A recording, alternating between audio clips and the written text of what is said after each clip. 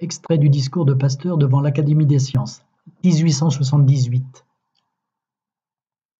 Cette eau, cette éponge, cette charpie, avec lesquelles vous lavez ou vous recouvrez une plaie, y déposent des germes qui ont une facilité extrême de propagation dans les tissus.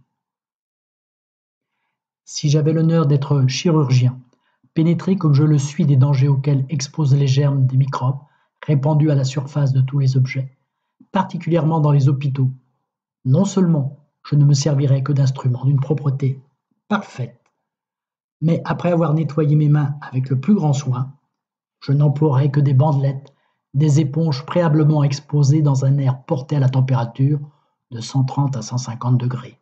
Je n'emploierais jamais qu'une eau qui aurait subi une température de 110 à 120 degrés. De cette manière, je n'aurais à craindre que les germes en suspension dans l'air autour du lit du malade. Que préconise Louis Pasteur en 1878?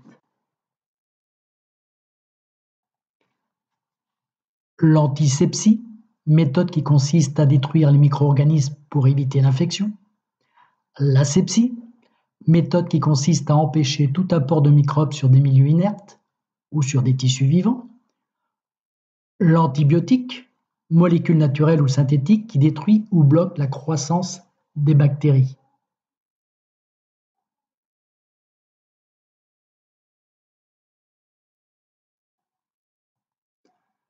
L'asepsie, méthode qui consiste à empêcher tout apport de microbes sur des milieux inertes ou sur des tissus vivants.